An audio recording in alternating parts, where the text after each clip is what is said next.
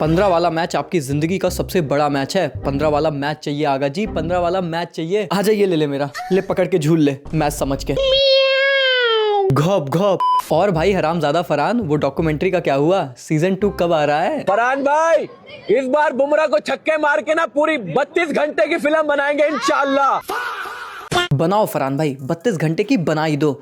उसमें बैटिंग तो आपकी 40 सेकंड की ही होनी है, बाकी के बचे हुए 31 घंटे 59 मिनट और 20 सेकंड आखिर क्या होगा ये देखने के लिए मैं बहुत एक्साइटेड हूँ। तो बनाओ भाई, मेरे को देखना है, बनाओ बनाओ बनाओ, मैं देखूंगा, मैं नहीं दिखाऊंगा। प्रो टिप दे रहा हूँ, डॉक्यूमेंट्री हिट करानी है तो तुम्हारी विकेट लेने के बाद हमारे हार्दिक भाई ने जो ऑरा वॉक की थी ना, उसको तुम्हारी डॉक्यूमेंट्री में डाल देना। तुम्हारी हानिया आमिर के भी 2 बार पसीने छूटेंगे। सॉरी गाइज, अगली डॉक्यूमेंट्री के लिए 1-2 साल रुकना पड़ सकता है। 1-2 साल? अबे हमारे खिलाफ तो तू अब 1-2 जन्म भूल जा भाई। 3 दिन तो बहुत कम टाइम है रे, कम से कम 30 साल का तो टाइम दे रे। टॉप 5 राइवलरीज, जो राइवलरी है भी नहीं फिर भी भारत और पाकिस्तान के मैच से तो बहुत इंटरेस्टिंग है। Chhota Bheem versus Kaliya, Jethalal versus Iyer, Coke versus Thums Up, Elvish versus Prince, even Thugesh versus Nishu की भी राइवलरी को मैं इससे ऊपर रखूंगा भाई। ये बहुत घटिया है। अगर इसको राइवलरी कहते हैं भाई तो थू है ऐसी राइवलरी पर, और अगर ग्रेटेस्ट है थू थू।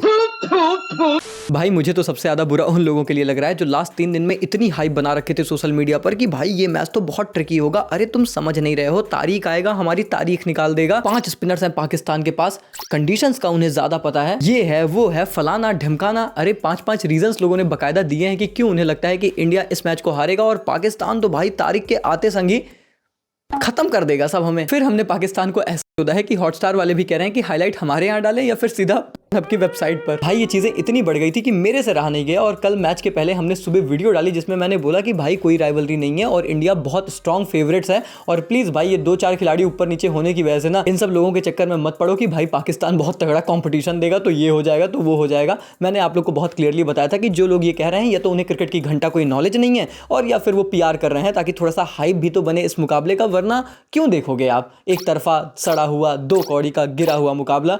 और एग्जैक्टली वही मैच आपको परोसा गया। पहले पक्कू ने वर्ल्ड कप बैकआउट करने की धमकी दी, फिर बोला इंडिया वर्सेस पाकिस्तान नहीं खेलेंगे, फिर बोला अच्छा खेलेंगे, और ये खेला है।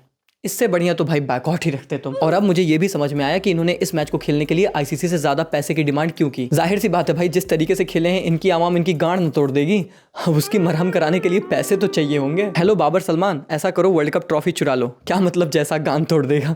जैसा तो अलग विजनरी आदमी है भाई। पाकिस्तान को इतना मनाने के बाद इतनी नौटंकी करके इंडिया वर्सेस पाकिस्तान का ये मैच भाई ने सिर्फ इसलिए कराया कि इस तरीके से इन सालों को जलील होते देखना था। T20 वर्ल्ड कप में 7-1 का स्कोर कार्ड अब 8-1 का बन चुका है, और वर्ल्ड कप्स में 15-1 का। भाई सुनने में आया कि जेल में रहते हुए इमरान खान का 75% विजन चला गया, उन्हें अब बहुत धुंधला दिखता है। और मैं गारंटी दे रहा हूँ इस मैच को देखने के बाद अंधे ही हो गए होंगे। और ठीक भी है भाई, सबसे ज्यादा खुश वही होंगे क्योंकि ये देखने लायक मंजर उनके लिए था भी नहीं। ये सब क्या देखना पड़ रहा है?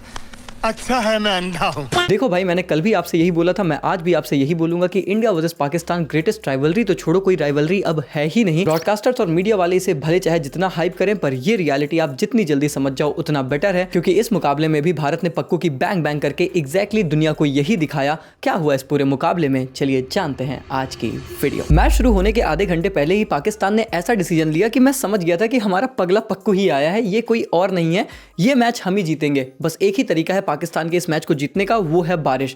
बारिश नहीं आई तो फिर इनके आंसू निकल जाने हैं भाई, क्योंकि टॉस टाइम पर पाकिस्तान के कप्तान सलमान गली भागा आते हैं और कहते हैं कि हम टॉस जीत गए हैं लेकिन हम करेंगे चेज। उस आर प्रेमदासा स्टेडियम में जहां पर हर टीम टॉस जीतकर पहले बैटिंग ही करना चाहती है। इस वर्ल्ड कप में 3 मैचेस, हालांकि वो दिन के मैचेस रहे हैं, पर हर मैच डिफेंड ही हुआ था। चौथा मैच भी डिफेंड हो गया, पर इन्होंने बोला कि नहीं भाई हम तो चेस करना चाहते हैं क्योंकि हमें लगता है कि शाम को विकेट ज्यादा बेटर खेलेगी। अबे विकेट तो बेटर खेल भी गई थी, पर तुम्हारी क्रिकेट का क्या करें। इनफैक्ट सबसे स्ट्रेंज तो यह है कि इंडिया के खिलाफ पाकिस्तान ने ऐसी कोई बेहुदी हरकत पहली बार नहीं की थी। इसके पहले जब हम एशिया कप दुबई में खेल रहे थे तो वहां पर हर कोई चाहता था कि आप चेस करो, तो वहां पर पाकिस्तान बैट फर्स्ट करता है। प्रेमदासा में बच्चे बच्चे को पता है कि आप यहाँ पर बैटिंग फर्स्ट ही करना चाहते हो, अनटिल एंड अनलेस की ड्यू का बहुत बड़ा फैक्टर हो या फिर बारिश आए। और ये बात हम सबको पता चल गई थी मैच शुरू होने के लगभग 2-3 घंटे पहले ही कि बारिश तो आने से रही और ड्यू यहाँ पर आती है नहीं। लेकिन जब इस टीम को विन में कोई इंटरेस्ट ही नहीं है, इनको चाहिए ही लन ही रहता है, तो मिल गया लन। हालांकि मैच की शुरुआत पाकिस्तान एक ब्रिलियंट टैक्टिक से करता है और कप्तान सलमान गली भागा आते हैं पहला ओवर डालने। Yes, it was complete surprise क्योंकि इस पूरे टूर्नामेंट में अब तक उन्होंने एक भी ओवर नहीं डाला था। इस मैच में पहला ओवर डाल रहे थे, वो भी सामने थे अभिषेक शर्मा। इनफैक्ट आप ये भी एक्सपेक्ट करते हो कि ऑफ स्पिनर के अगेंस्ट अभिषेक शर्मा इतना कोई स्ट्रगल नहीं करते, भले एक लेफ्ट हैंड बल्लेबाज है, लेकिन इस मैच में गली भागा ने अभिषेक को फंसा लिया। इंपॉर्टेंट मैच में रन बनाना वो क्या होता है, आंडू पांडू मैच में रन बनाना हो तो बोलो। भाई मुझे तो लगता है अभिषेक भाई का पेट 2-3 दिन से खराब था, पर भाई ने हगा इस मैच में है। अब समझ आया, पेट नहीं बैट खराब है। Are you serious right now, bro? वैसे अभिषेक भाई को एक बार फिर से 0 पर आउट होता देख सिर्फ 2 जने ही खुश होंगे, संजू सैमसन और मोहम्मद आमिर। भाई इस मैच के पहले मोहम्मद आमिर ने बोला था कि अभिषेक शर्मा तो अंधी लगाता है, ब्लाइंड स्लॉगर है, 1-2 लग गई तो लग गई, वरना ये खिलाड़ी इस मैच में ज्यादा स्कोर नहीं करेगा। भाई ने इस बात को ज्यादा ही सीरियसली ले लिया, खाता ही नहीं खोला। Indian openers with ducks against Pakistan in T20 world cup. 0 for 3 Gautam Gambhir, 0 for 2 Gautam Gambhir, 0 for 1 Rohit Sharma, 0 for 3 Abhishek Sharma. सच बोलूं तो मुझे अभिषेक पहले ही ओवर से थोड़ा सा प्रेशर में ही नजर आ रहे थे। जिस तरीके से वो डॉट डिलीवरीज खेल रहे थे, ये उनका नेचुरल गेम नहीं है। हालांकि बंदा हिट करना चाह रहा था, पर मैंने उनको हवाई फायर करते नहीं देखा। अभिषेक वो खिलाड़ी है जो आते संगी अटैक करता है, फिर चाहे गेंद हवाई फायर जाए या फिर जमीन को चूमती हुई जाए। पर इस मैच में वो जितनी भी गेंद तक टिके थे बस नीचे ही खेलना चाहते थे, और फिर जब हवाई फायर करने गए तो अपनी विकेट गवा दी। अब डेफिनेटली इसका क्रेडिट गेंदबाज को भी जाता है, जिस तरीके से उन्होंने पेस ऑफ डाली, स्लो डाली, अभिषेक की विकेट ली, और साथ ही साथ ईशान को भी काफी हद तक फंसा कर रखा था सलमान ने। तो शुरू के 2 over was a complete master stroke from Pakistan, और उस समय तो मुझे ये लग रहा था कि सच में वो पाकिस्तान आ गई है जिसकी शायद लोग सोशल मीडिया पर बात कर रहे थे। पर वो कांड बस ये 2-3 ही ओवर था। उसके बाद हमारे ईशान भाई तोड़फोड़ मचाना शुरू करते हैं, और ये तो भाई अलग ही लेवल पर है। पाकिस्तान को मैं फाड़ के रख दूंगा। The day Pakistan discover Ishan Kishan. वैसे तो 2023 के एशिया कप में भी श्रीलंका में ही ईशान किशन ने अपनी छाप पाकिस्तान के खिलाफ छोड़ी थी, but this knock was so much special, क्योंकि आपको पता है कि अभिषेक शर्मा बहुत ही डिस्ट्रक्टिव खिलाड़ी हैं, और उनका 0 पर आउट हो जाना और फिर जिस तरीके की हाइप बनी थी, डेफिनेटली कोई भी टीम, कोई भी खिलाड़ी प्रेशर में जाता। तिलक वर्मा को हमने देखा कि वो बकायदा अपना टाइम लेना शुरू किए, पर ईशान ने अटैक किया। आसान नहीं था भाई, फिर चाहे सलमान अली हो या फिर सैम अयूब हो, ये दोनों काफी अच्छी गेंदबाजी कर रहे थे, और सैम अयूब को तो इस मैच में सबसे ज्यादा टर्न मिला। भाई वो बंदा तो अलग ही लेवल की गेंदबाजी कर रहा था, लेकिन फिर भी ईशान ने अटैक किया, सही से कनेक्ट नहीं हुई, गेंदें हवा में भी गई, वो लकी भी रहे। पर भाई वही बात है ना कि किस्मत भी तो बहादुर का ही साथ देती है। ईशान ने वो रिस्क लिया था और एक्चुअली में इस तरीके का काउंटर अटैक किया कि पाकिस्तान के स्पिनर्स के पास जवाब नहीं था। भाई वो उल्टी सीधी लाइन लेंथ डालने लगे, और जिसकी वजह से ईशान का काउंटर अटैक और भी ज्यादा अटैकिंग बन गया, और उन्होंने ये जो 40 गेंदों पे 77 रन की पारी खेली ना, एक्चुअली में इसी पारी ने इस मैच को पाकिस्तान से छीन लिया।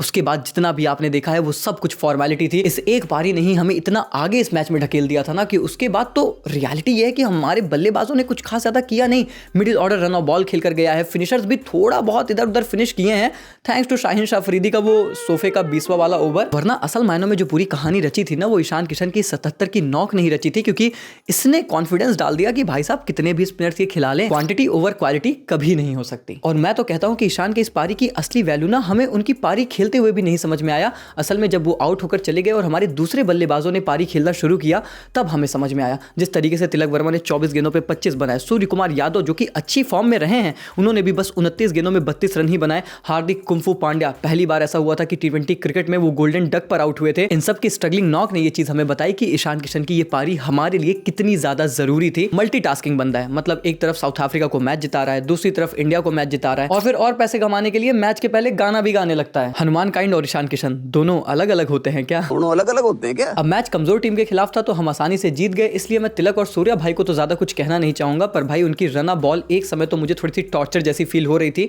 हाँ, अब लगता है कि 175 का स्कोर बहुत इनफ था, पर वही बात है यार कि दोनों जब इतना डिफेंस कर रहे थे फिर दोनों आउट हो गए, इसीलिए ये इनिंग्स खराब लगती हैं। अगर तिलक वर्मा को विराट कोहली को रेप्लिकेट करना है तो विराट कोहली हमेशा इनिंग को इस तरीके से छोड़कर नहीं जाते थे। अगर वो रन बॉल खेल रहे हैं तो वो बाद में कैपिटलाइज करके उसे चीजें कवर अप करके जाते थे। वहां पर कहीं ना कहीं दोनों फेल हुए थे, बट ठीक है, क्या फर्क पड़ता है। असली फर्क तो हमें तब पड़ा था जब एक्चुअली में तिलक वर्मा और हार्दिक पांड्या की बैक टू बैक विकेट गिरी थी। उस टाइम ऐसा लगा था कि अरे मुझे चक्कर आने लगा है, अरे मुझे चक्कर आने लग गया। पर उसके बाद आते हैं शिवम दुबे और रिंकू सिंह, और मौका मिलता है रिंकू सिंह को अगेंस्ट शाहीन शाह अफरीदी। भाई that was the blunder of the day. I mean इतना अच्छा जब स्पिनर्स कर रहे हैं तो भाई तुम इस सोफे को क्यों लेकर आ रहे हो? 2 over 31 run, premium fast bowler, sofa बन गया चिरकुट सोफा। वैसे तो हमें लगा था कि इस मैच में हमें विराट कोहली और हारिस रऊफ, दो हमारे मैच विनर्स की कमी खलेगी, पर शाहीन भाई ने कम से कम हारिश का रोल तो बखूबी निभाया। सच कहूं तो सलमान ने 2 ओवर में 10 रन दिए थे 5 की इकॉनमी के साथ। एक्चुअली में उन्हें अबरार और शाहीन को 18वां और 20वां ओवर ना देकर खुद वो सारे दोनों ओवर कराने चाहिए थे, रिस्पॉन्सिबिलिटी एज अ कैप्टन लेनी चाहिए थी। लेकिन वही बात है कि वो पार्ट टाइम स्पिनर है तो उन्हें अपने ऊपर भरोसा नहीं था। सैम अयूब पर भरोसा दिखाया, उस बंदे ने रिजल्ट भी डिलीवर किया और सैम अयूब ने तो अपनी गेंदबाजी को बहुत इंप्रोवाइज एक्चुअली में किया है। पर मुझे लगता है कि उस वक्त सलमान भी डाल सकते थे, वो जिस तरीके की लय में थे। लेकिन वही बात है कि खुद पर कॉन्फिडेंस नहीं था और जिन पर था उन पर तो उनके घर वालों को भी नहीं है भाई। खैर इन सब चीजों की वजह से इंडिया को आखिरी ओवर में एक बहुत ही अच्छा फिनिश मिला, ऐसा फिनिश जिसने ये इंश्योर किया कि इंडिया 175 बनाएगा। और इतने टारगेट को इस पिच पर चेस करने के लिए पाकिस्तान के लिए एक इनिंग तो तुम्हें पता है बहुत कम थी। बाबर आजम को जोड़ लोगे तो 3.5 इनिंग लगती कम से कम। Commentators, this pitch has nothing for pacers, meanwhile Indian pacers. क्या बोला लाडले भाई? जिस पिच पर हम लोग स्पिनर्स का आरआर मचा रहे थे, हमारे हार्दिक और बुमराह भाई आते हैं और इनके टॉप 3 को 13 रन में सिमटा देते हैं।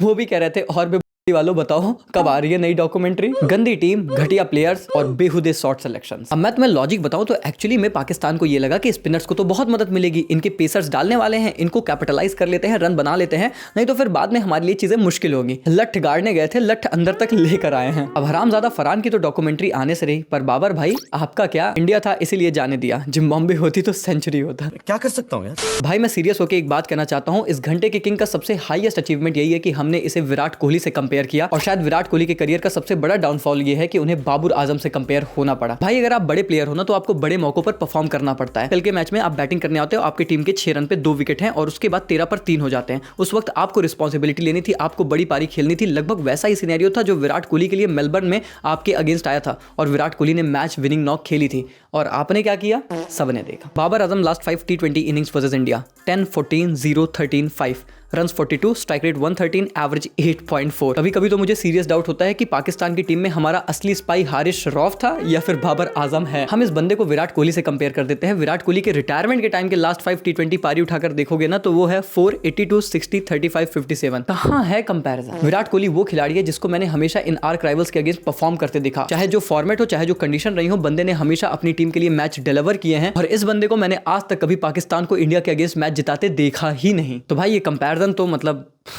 जलील करने वाली बात है विराट कोहली को। खैर उस्मान खान बड़ी कोशिश करते हैं कि पाकिस्तान को रेस्क्यू किया जाए। 34 गेंदों पे 44 की पारी खेलते हैं। शादाब के 15 गेंदों पे 14 आते हैं। लेकिन उसके बाद आप सबको पता है कि शाहीन शाह अफरीदी वो लास्ट में थोड़ा सा टुकुर टुकुर करने की कोशिश की। 19 गेंदों पर 23 रन की पारी में नॉट आउट रहे। बट मैच में कभी पाकिस्तान एक्चुअली में था ही नहीं। सारे हमारे बॉलर्स ने गेंदबाजी बहुत ही कमाल की थी। हमने भी भाई बहुत सारे विकल्प यूज किए। लोग कह रहे थे कि हमारे पास ज्यादा स्पिनर्स नहीं है, इसीलिए इस मैच में अक्षर पटेल, वरुण चक्रवर्ती, कुलदीप यादव, तिलक वर्मा और रिंकू सिंह 5 स्पिनर्स हमारे कप्तान ने यूज किए, जिनमें से 4 को तो विकेट भी मिली है। भाई मेरे को तो नेक्स्ट लेवल ट्रोलिंग लगी थी इन पगले पक्कुओं की। हम सोचो तिलक और रिंकू से गेंदबाजी करा रहे हैं इनके अगेंस्ट, जब इनके ऑलराउंडर्स चेज कर रहे हैं। Next level humiliation. खैर भाई इनका तो कोई मान धर्म, कोई इज्जत बिज्जत है नहीं, तो इनको तो सालों को कोई फर्क भी नहीं पड़ेगा। ये तो इस बात में भी एक डॉक्यूमेंट्री बना देंगे कि इन्होंने अभिषेक शर्मा को 0 पर आउट किया। तो इनके चक्कर में मत पड़ो, आप लोग चिल करो। बस इस राइवलरी को ग्रेटेस्ट राइवलरी बोलना बंद कर दो। एक्चुअली में राइवलरी ही बोलना बंद कर दो। इंडिया और पाकिस्तान के बीच कोई राइवलरी नहीं है। 2-4 खिलाड़ी ऊपर नीचे होने से और 2-4 करने से हम नहीं हार रहे हैं। ये हमारा पूरा भारत जितनी जल्दी समझ जाएगा उतना हमारे लिए बेटर होगा और हम क्रिकेट में और बेटर ग्रोथ करेंगे, क्योंकि हमारे कॉम्पिटिटर्स जो असल में हैं उनसे compete करेंगे, अदर देन दीस बंगू पक्कू जिनसे हमारा कोई मतलब नहीं। खैर अब इंडिया तो जीत के साथ सुपर 8 में पहुंच चुकी है और अगर नमीबिया ने पक्कू को पेल दिया तो वो नॉकआउट हो जाएंगे और यूएसए सुपर 8 में चला जाएगा हमारे साथ। तो वो मैच तगड़ा एल क्लासिको होगा, उससे देखने में जरूर मजा आएगा, क्योंकि ये मैच तो एल क्लासिको नहीं एल क्लासिको ही है। और हर बार की तरह एक बार फिर हमने इन्हें बड़ा वाला एल दिया है अंदर तक। तो अब ये इसका रोना गाते रहें, 2-4 टीवी और तुड़वाते रहें। हम आगे फोकस करते हैं, सुपर 8 की तरफ चलते हैं, सेमीफाइनल फाइनल खेलते हैं, ट्रॉफी उठाते हैं, because that is our target. आपका टारगेट यह है कि आप इस वीडियो को लाइक करके 10,000 लाइक्स तक पहुंचाइए और शेयर कर दीजिए हर एक भारतीय फैन के साथ। पहुंचनी ही चाहिए ये वीडियो और उन्हें बताओ भाई कि नहीं है कंपटीशन, मत करो। बाकी चैनल को सब्सक्राइब कर दो ऐसे इंटरेस्टिंग मैच रिव्यूज के लिए। मिलते हैं बहुत जल्द, तब तक के लिए take care, good bye, thank you so much.